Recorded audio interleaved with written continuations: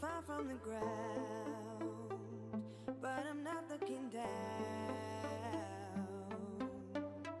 Feel the warmth of the breeze rushing over me. Now it's soaring high, reach and touch the sky. We can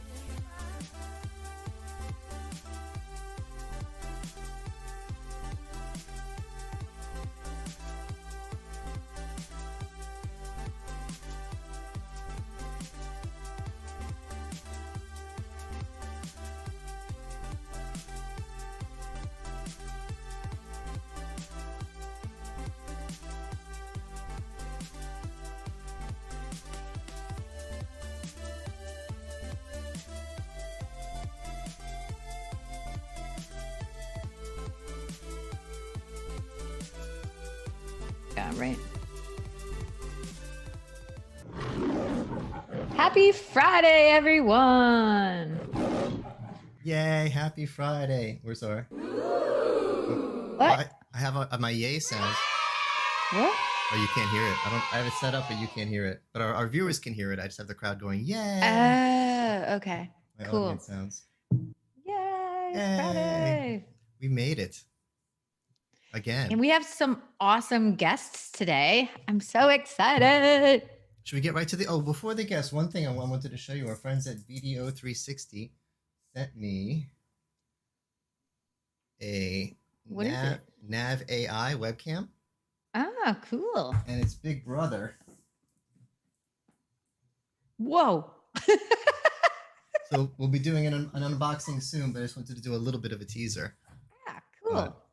Let's I love their dispense with names. the usual news and gossip and stuff we do, and just bring on our guests because we have really cool guests this week. Is that It's true. It's true. Yeah, let's do it. Dun, dun, dun. Welcome, guys. Hello. Good to see you. Thanks for being here. Yes, we're so We're excited to excited have to be you. here. So we have, I got to try and keep my hand. We have Sule Usman over here to my right. That's me. And we have Alexis Lebroy over here on my left. Hi, Kelly. Hi, David. Hey, good to see you. So these two have been busy in the background planning an event called Transition 2021. And it's for live event professionals who are either getting back into the groove or still doing some virtual stuff. And it's really kind of transitioning back to the real world, I think, or at least trying to get back into the in-person type events. But we brought them here to talk about the event and just give us kind of the spiel on what it is, why they're doing it, and just some insight into it. So that being said, you guys want to hop into it and give us the high-level pitch? Absolutely. Absolutely. Alexis, do you want to take this or you want me to do it? You can take it. Yes. All please. right. Okay. Yes. Let's Well, hear you. first of all, thank you very much, David and Kelly. We really appreciate the extension of the invite for us to come in on your show. We're super excited. I love the setup of your show. I love the fact that the two of you are actually side by side to one another, even though you are miles apart. But that is good. Well, first and foremost, my name is Sule, and I have been in the audiovisual industry on the live event side, by the way, for about 30 years or so. And we are pulling together all of our talents as a group. There are 4 of us in this group that initiated the actual, the planning, the development, and then ultimately actually putting the virtual event out for folks to attend.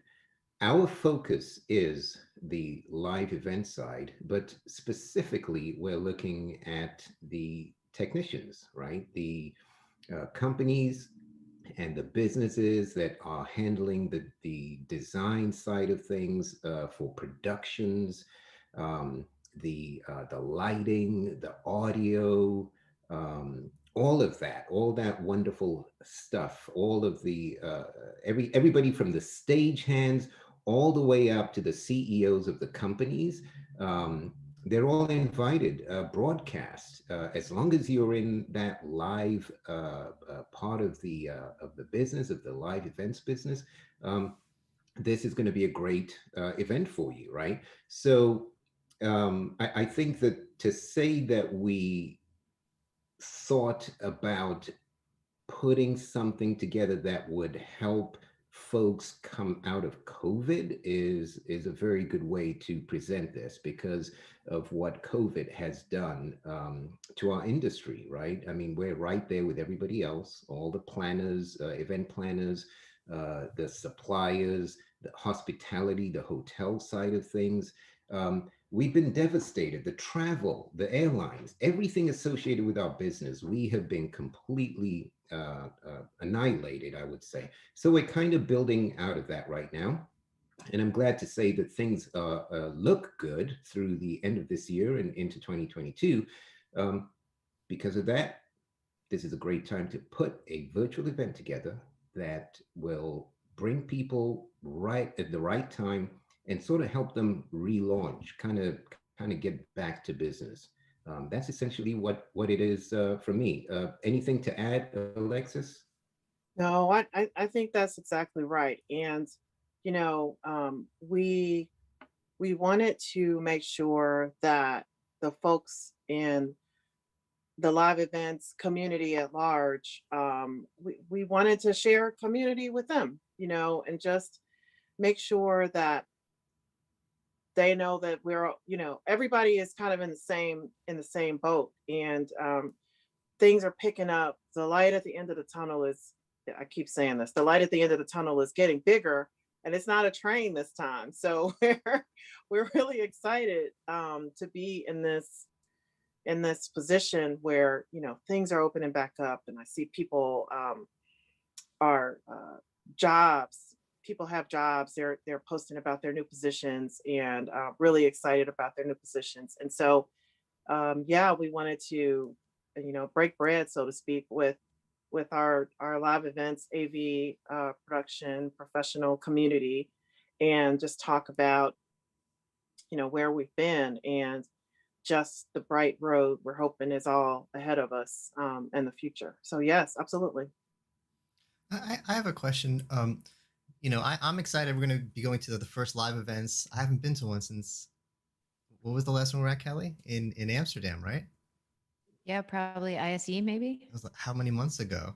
And in a few months, we're going to go back to live events. But I'm thinking that every live event now is going to have a very You did large, it. yeah, I did it, very large virtual, I always say, anyway, a very large virtual component, huge virtual component. Because there's a certain percentage, and we don't know, we'll figure out what the numbers are. It might be small, might be 5-10%, it might be big, it might be 30%, but there's going to be a certain percentage of people that said, yeah, I've been doing a lot of virtual events, they've been working for me, I'm just going to attend this one from home, I'm going to attend this one on my webcam and whatever. So how much of what we're talking about now is going to be, let's talk about how we do the physical stuff, relearn what we lost over the years, and how much is going to be focused on, you guys need to have a hybrid thing going on here with virtual and physical. I don't think that we can. I think that there are still people nervous about attending events in person, first and foremost. And I don't know about you guys, but I've answered a bunch of surveys that have come through. When is the next event that you'll Mhm. attend? What do you think? I actually attended a regional event, an MPI event here in the DC area. I think it was in May. I think it was the beginning of May. And then they had Wow. another event last night that I actually missed. So I'm bummed about that. But so the majority of the people for that conference, just personal experience, um, they were online. It was hybrid. So I think it was a small group. I think there were 60 people registered in person, and 150 or something like that. I could be Wow. wrong, but it was like one third, two thirds kind of thing. That they were virtual. So how are So they setting it up? Well, they had a general conference session room, general session, sorry, conference room, and we were spread out pretty good. They had 6 foot tables, and then there were maybe 5 people around each table, so we were spread out pretty good. Um, when you came in, they asked about who was, you could opt in and give information about had you been vaccinated or not. And by then I had, so I felt, it was way past the 2 weeks even after I got my second shot. So I felt comfortable going. We all had masks on. Here in DC area, everybody still pretty much wears masks for everything still anyway. Um, but it was set up pretty wide. Then each one of the breakout rooms had video cameras, they had technicians, they had the video portion of it. um and I thought it was done well. I mean, it was the first one that I know of that that I attended, the first event that I know of that was in person, that people attended. But I thought they did a good job. I think what we have to do is remember that for breakout rooms, especially, in order to have the best quality um, viewing on the for virtual attendees for these hybrid events, they almost have to be set up like mini general sessions. They need lighting. They need Mhm. the same thing that you need in the general session. And so planners have to understand that these are going to be more costly than a live event where all you do is just the live portion. Hmm. So conferences who have done those events, who already had we didn't even call it hybrid a year ago, now we do. But who had that streaming part of their conference, they were ahead of the game. They're already have those costs built in. And but the ones now, they kind of have to put that in. So um then the audience engagement part of it is different too, when you have some people in the room and some people remote. So you've got to, it's a dance that you have to do to engage the audience and make sure that the people in the room feel like they're having a good experience, and the people who are virtual have a good experience too. So there's a lot to consider, for sure. It's so interesting though, because like I remember I don't maybe like a year ago or 2 years ago, I went to a wedding and somebody just set up a laptop on a table. For all the people that were virtual that couldn't make it. And it's like nobody stops and talks. Like you can't like that, it doesn't work, right? Like it's just it's kludgy, and there's not a good experience for anyone on at the live event or at home. But then a company that I work with out of California, they had a networking event that they put together. And it was the first hybrid, like in-person event that they had done. And it was outside and they were all wearing masks. And I joined virtually because I'm in Texas. And it was actually really fun. Like they That's had cool. they had it set up. If you do it right. They did. They had it set up where they had a giant display. I think Panasonic brought a giant display, and they had the audio, set up. So they had a little area, and they had PTZ cameras, so you could kind of move around the space, and they could show me different stuff. But then they could hear me because they had a microphone and speakers set up. So it was like really. It was engaging. You kind of felt like you were there, a little bit. And then the virtual people could talk to each other too, right? So like I met people from, across the country on there. The only thing that I didn't like was that I like when you were talking, my face was on this giant display. Like this huge, like 90-inch Jumbotron. display. Yeah. It like on this like roof terrace, which was kind of awkward, but other than that, the experience was really cool. So yeah, I think if you do it right, it can be a positive experience for both parties. Yeah. Well, let's shift Have to a be different really creative. experience here. Let's go to our boardroom. I love this. Nice. Now you guys are on the big display. Right. But this is Great. what it's like in most boardroom video conferencing. They put the until we get robots or avatars or something to sit at the chairs with us, this is what it'll be like. Right. Um, Pretty Right. much, but yeah.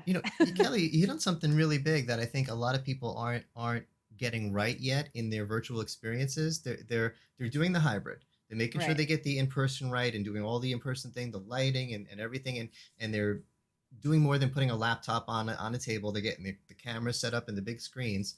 But what you said is that the people watching virtually could interact with each other.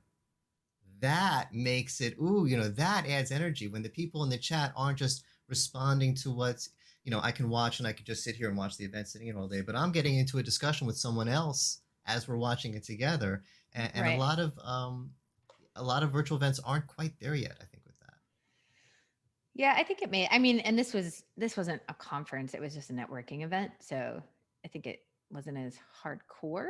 But yeah, I mean, I think we're getting a hell of a lot closer than we have in the past, right? As far as creating engagement and just connection with people that aren't in the room, which I think is cool. And like the platform that this event is taking on or using transition is the rave launch one, right?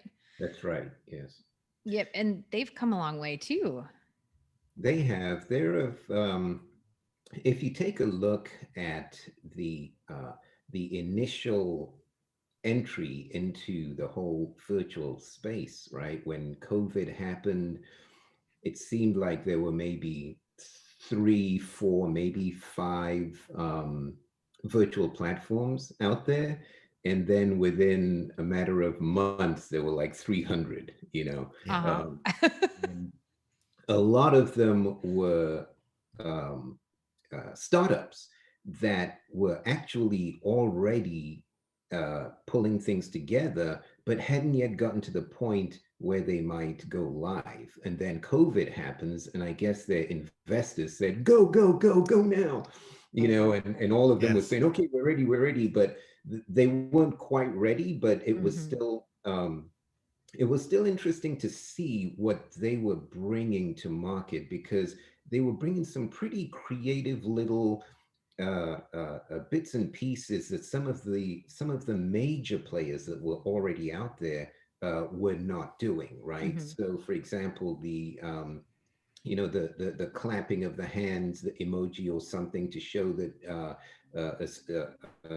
audience is appreciating something that the speaker's saying. That came from one of the smaller ones, that were doing things like that. Now you've got one called Are you familiar with them? Yes. Okay. Is pretty cool. I mean, I think it's a silly name, but it's literally.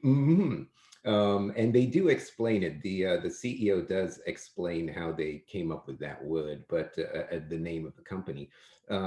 But it's pretty cool because you can move, you can minimize yourself with your own keyboard or controls on your side. So everything. Well, not everything that David is doing right here, but quite a few of these they already are doing it, and at very affordable prices.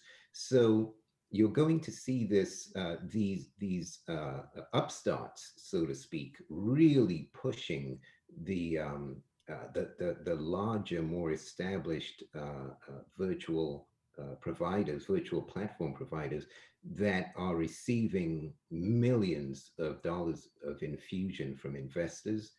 You're going to see these upstarts pushing them and really kind of just needling them from down below, saying, we're doing this and you're not doing it, and we look better than you by doing this. So it's going to be an interesting field. Everything that you talked about, the back and forth, the engagement, what David mentioned earlier about the fact that some of that is somewhat missing from the professional arena. Eventually, I think you're going to see that happen, probably sooner than later, because they have no choice now. Hmm. Yeah. People are expecting it from these events. Exactly. If you can jump on your own PC or mobile and you're on the platform and you can do all these things, why can't you see that happen on the professional arena?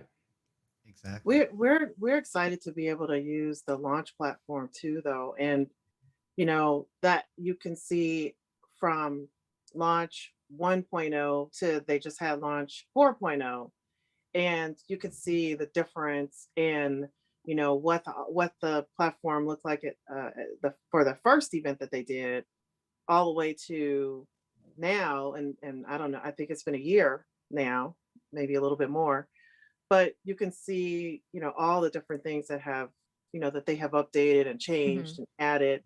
And that is pretty cool. But And not surprising. No one's ever accused Gary of moving slowly. no, I mean, it's a But it's kudos. it kudos, right? I mean, there's a need for it, and they're in the industry, and they saw the need, and they said, okay, this is, we're going to take this and turn it into and so we've had other organizations do the same thing, and it's been great. And we've been talking about audience engagement too, and Sule's company is all about audience engagement too, so he should talk about that too. Well, thank you for that elegant segue. And off. Love it. Yes, actually, yes. What I do right now is all about engagement. I'm a little bit different because while I can do engagement for events that are actually taking place, at the moment, I focus more on the post-event engagement, right? That's kind of my little niche. And it's all because of looking at folks that are leaving their event, their conference event, and they're going back to their lives, to their careers. And naturally, if you've ever been to these conferences, you pretty much forget what in the world it was that you sat through, because as soon as you walk out the door, it's one thing after the other, whether it's business or personal. Your mind is all, it's all muddled anyway. So that's the last thing you want to think about. So I focus on how to re-engage folks. And in doing that, I also look at how I can reconnect them with sponsors and the organization as well through that follow-up. And I'm going to actually put some of that out with this event that we're working on. And I would like to go back a little bit to what Alexis said about launch. We are very fortunate to be using the launch platform, which is the Rave virtual event platform. And yes, I was actually on one of their earlier uh, versions that they had, and I could see coming on this time with them as a sponsor, by the way, I could see that they had really managed to evolve to the point that they're at, which is good. Um, but all in all, when it comes to engagement, when it comes to looking at what happens live versus what happens virtual, a lot of people seem to get lost. They seem to kind of, they get very anxious about the ability to do that. I'm not sure why per se, because I think like anything else especially that's new, you just have to approach it from a different direction. And sometimes you need to look for the folks that can do that in order for you to actually excel and gain the results that you're looking for. But yeah, it's engagement is something that you have to think about from when you look at virtual, from kind of a looking through the looking glass, what you call it, you have to kind of be 30,000 feet up and looking, because it's not confined to one spot because of the distance and the medium that you're using. Mhm. Mhm. So can we go back to this event that's coming up? Am I if I'm attending it, am I getting the value of it as someone who's in the industry, who works on events, who's going to be helping other people produce them, or is our main audience people who are, hey, I'm getting back to doing events again. Where do I start doing an event for my company? Is it for the insiders or for the people doing the events, or both? It's primarily for the insiders, but it is for both. Both can benefit because the folks that are inside are the folks that are actually pulling the event together from a production design and technical standpoint, right? And then the folks that are looking at it from the outside might be the event planners and the organizations themselves. However, they both have to connect. They both have to know what's going on. So if those folks on that you would might say are not on the inside um, attend and participate, what they're going to do is they're going to be able to find out what is happening from the inside part of the whole industry. And it's similar to me jumping on a virtual conference event that might be targeted to event planners. So although I'm not an event planner, I can go and hear and see and experience what the event planner is going through because it directly influences what I do and how I do things. Hmm. Nice. Yeah, So, absolutely. so what are some of the topics that you guys will be covering, or some of the sessions that um, will be happening at this event? Sure. Well, first and foremost, like I said earlier, it is all about moving forward, right? It's all about taking a look at what has happened now that COVID, the pandemic has come and gone, or rather has come and is going, and seeing how we can learn from what we just went through and apply it to help us to move ahead much better. So some of the we've got 4 sessions in addition to a keynote speaker, uh, Bob Mitchell, who's great, by the way. In addition to the keynote speaker, we've got 4 sessions. So you're looking at one called The Way Forward, and The Way Forward literally deals with some of what we just talked about here, which is taking that whole COVID situation, looking at it, not dwelling on it, but just looking at it and seeing how it affects us now, where we are currently in the industry, and starting to pull the pieces together. That's the way forward. Then we've got a session on labor or staffing, um, the finding talent, recruiting talent, Mhm. because this is a terribly important aspect to our business. A lot of Yeah. companies, a lot of organizations across the board within the live event space use additional labor from a staffing standpoint, from freelance, let alone full time. And so you've got this wide range of people that would could be there to unload a truck, for example, move the equipment into a venue, and then you've got the other end, which are the highly specialized engineers, and for the lighting and audio and video, things like that. And we're sort of seeing a panic. There's a slight panic right now in the industry because some of these folks have left. They could not stay on. They were finding it hard to survive. Mhm. So a lot of them are now insurance salesmen. You know, I don't know, Real estate. roof sales, anything. They're out anything but AV. They've just Yeah. about had it Right. after the recession that happened 2008, and now they're beat. So they've jumped out. So that's another session. We also have one for hybrid, the hybrid AV production side of things. That one is going to talk more on the specifics of the production of hybrid. What are the hosts? I mean, the panel speakers that we have are going to be able to share some of their own experiences and help walk us through the differences in production right now, and kind of put you in that right mindset. And don't be afraid. Yes, it's different, but here are some of the things that we've learned that might apply to you coming in. And then, of course, It's gonna be a good last one. but not least is realigning the AV ecosystem.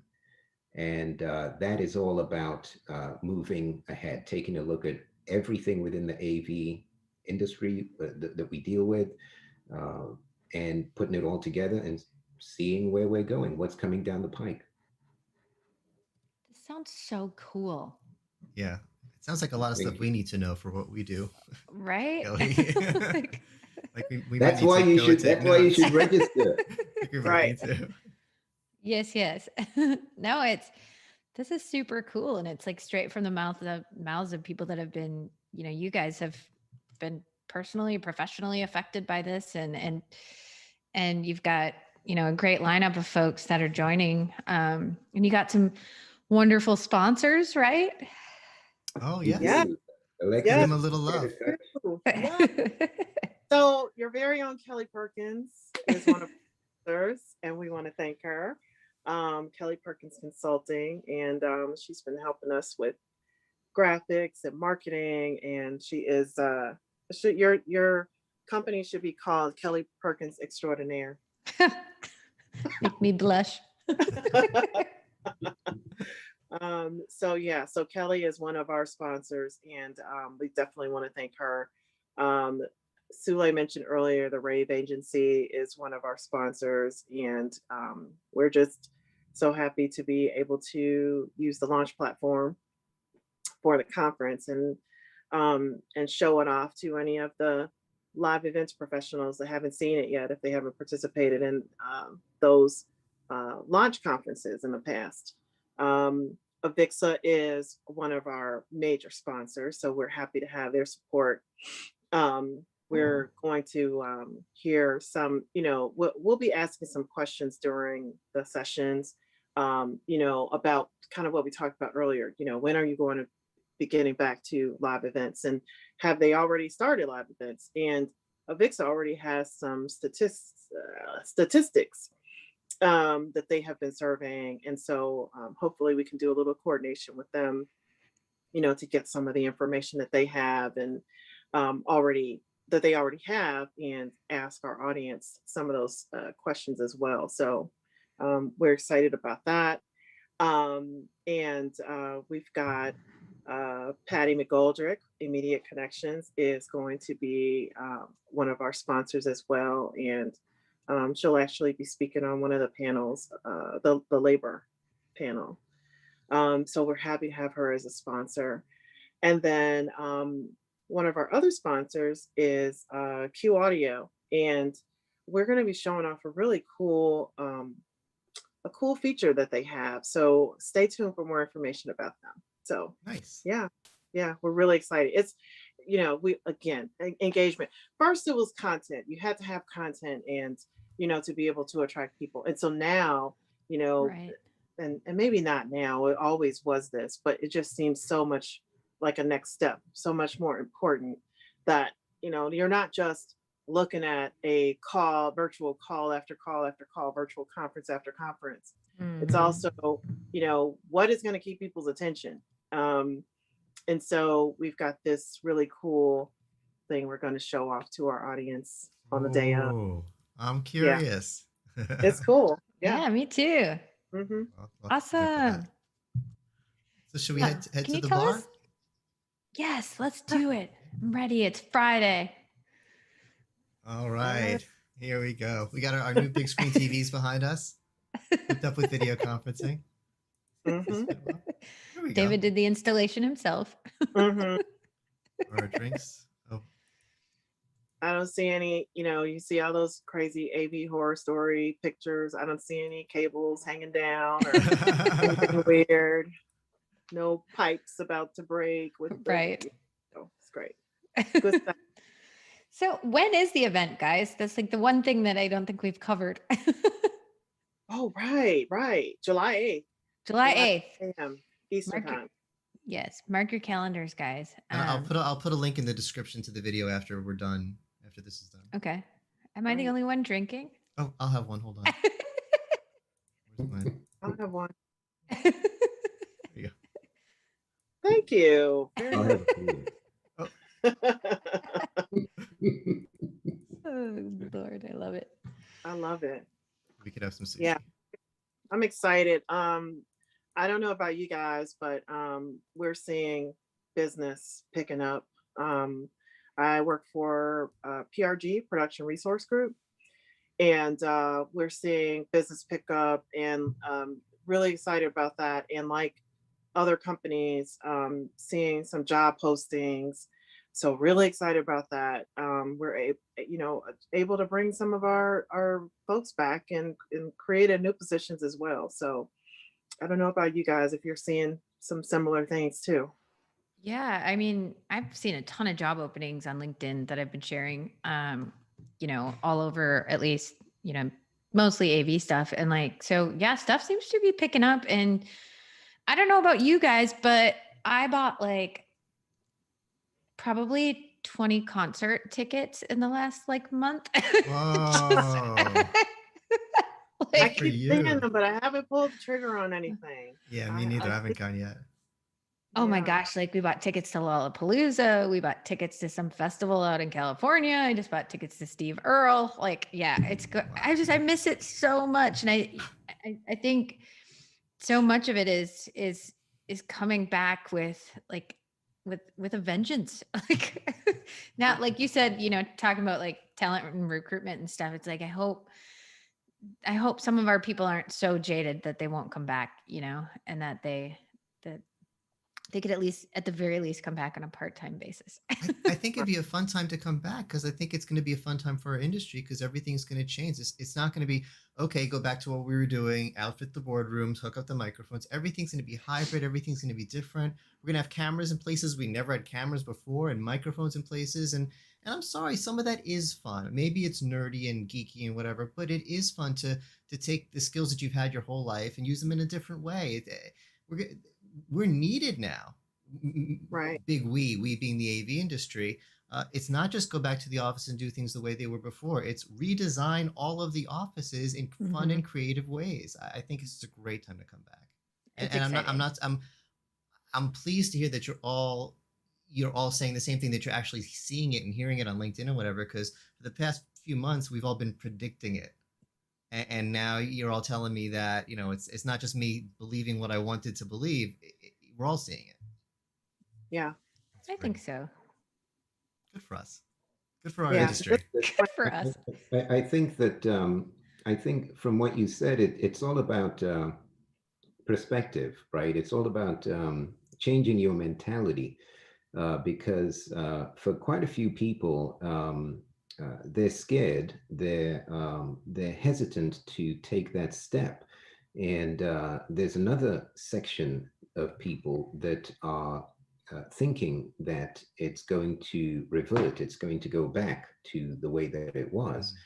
And it really isn't.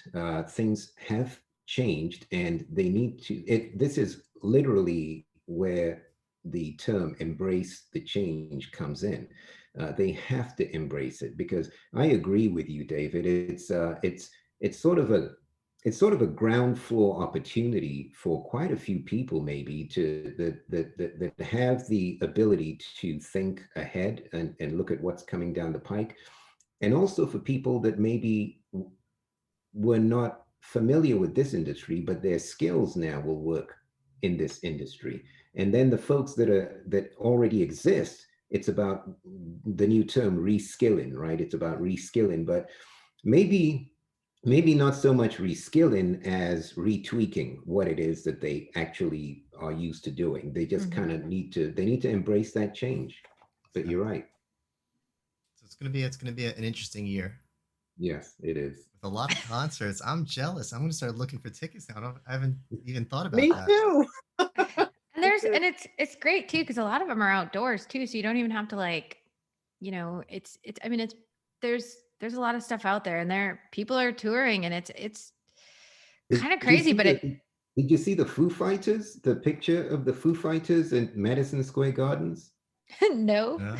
Oh man, it was phenomenal. I mean, it was packed. Yes, it was packed. And I'm just talking about the picture. I wasn't there, but there was a news story that I saw leading up to that concert, and it was about a bunch of their supporters that were upset that they were Oh yes. requiring the vaccination, right? They said if you're Mhm. not vaccinated, you shouldn't show up, and so they were pretty upset. But clearly, they were a small segment because I forget what is it, 80,000 seat arena? I forget how large the Madison Square Gardens is, but it was absolutely packed, and they had a That's lot of awesome. fun. It's been a few days now, so I haven't heard anything about widespread COVID outbreak yet. Check it out, but Oh, the that's vaccines have worked. super cool. And the musicians Yeah. are all going to be so hyped up after not Yes, being able to perform for a year. With this is what they do. Oh my yes, goodness. Right. The yes. shows are going to Everyone, be the yeah, best no. shows ever. It was very comforting to actually to see that was for me. That was when I kind of said, okay, we're back. This industry is back. I saw this post on LinkedIn. The guy said, "Hey, we're coming. This fall is going to be bonkers.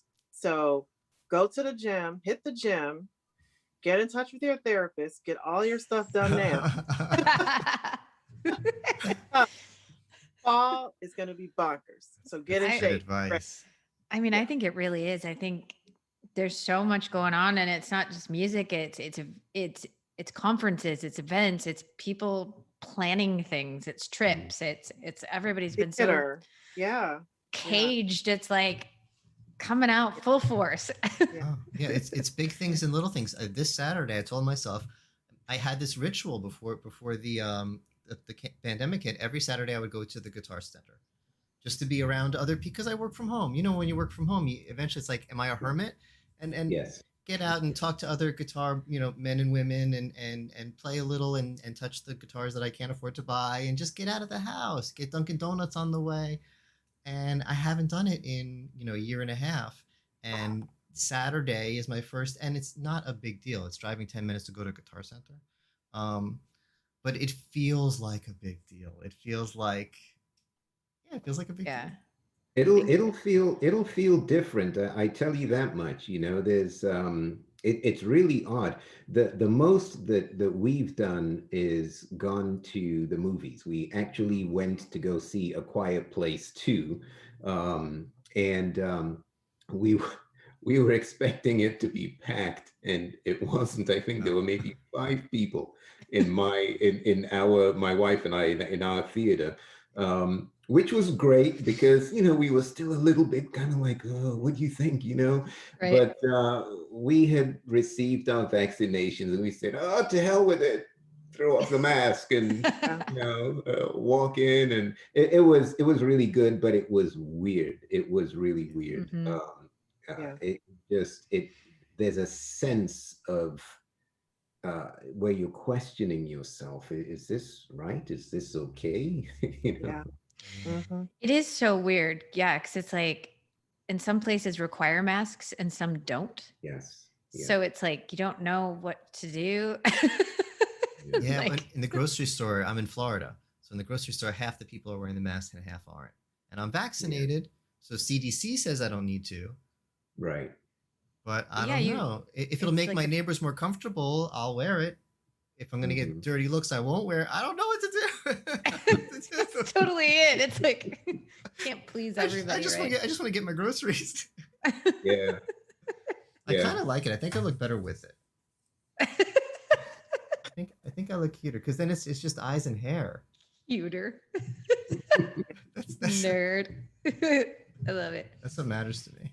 It gives you a somewhat enigmatic kind of appeal. Yeah, yeah. Yes. What's Superheroes under wear the mask? masks, That's right. right? Batman wears a mask. Superman doesn't wear a mask. You'll have to tell us when you go to Guitar Center if you walked in wearing a mask or not. I'll Yes. walk in wearing it, but if I'm the only one there, I'll probably take it off. There you go. Okay. All right. Should we wrap this up, guys? Yes. We have our final thought? Oh, I do have a final thought. Oh, okay. All right. Here we go. Hold on. Oh, wait. Wait.